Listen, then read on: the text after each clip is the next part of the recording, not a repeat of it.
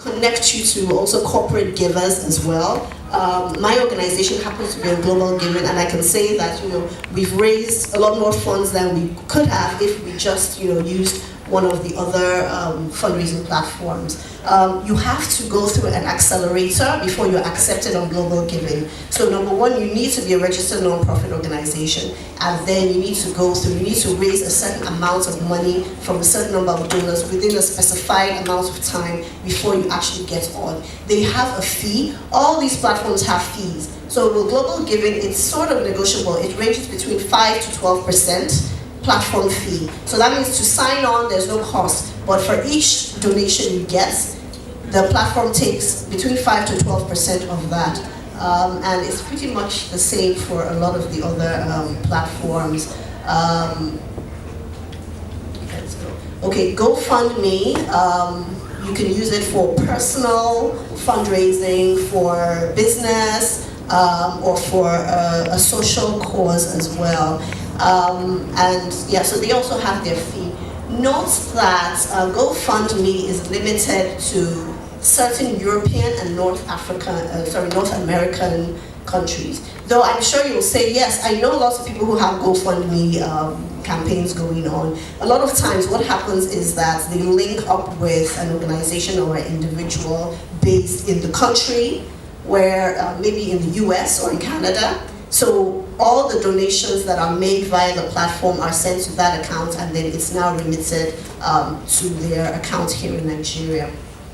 And it's similar for Just Giving, Kickstarter. Now with Kickstarter, this is very popular among creative projects. So for instance, you're trying to fundraise for a film, a new album, something like that, maybe an exhibition. Kickstarter is where a lot of the creatives go. But now with Kickstarter, you need to raise the total amount of money that you have set out. So assuming you say, okay, I want to fundraise on Kickstarter, I would like to raise $10,000 to make a short film. You only get the money if you raise that $10,000. So assuming you raise $9,500, you don't get any money at all. Their reasoning behind that is that if that $10,000 is what you need to get your project done, if you don't have that amount of money, there's a likelihood that you may not complete that project. And all the people who have donated money to you, essentially, I guess, would have lost out. The money would not have gone to what they thought it was going for. I think Indiegogo used to be similar, but I think that they now let you withdraw whatever it is that you raise. And it's pretty similar for the others. Usually you have to raise a certain amount of money before they remit the money to you.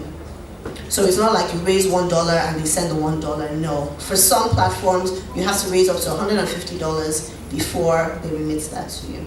So apart from those fundraising platforms, you also have complementary technology. A lot of us are using social media. I mean, if you're a business, you're a social sector organization, and you're not using social media, you're really missing out on the connections that you could be making and the different channels you could be using to pass your message across. So Facebook, Instagram, Thunderclap, email, blogs, videos, emails, newsletters, mailing lists, of course, messenger tools like WhatsApp and BlackBerry Messenger as well.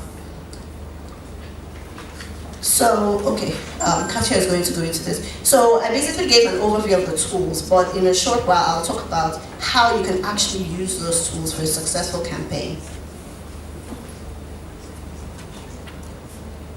Thank you, Ore. So you've heard a lot of information in a very short space of time.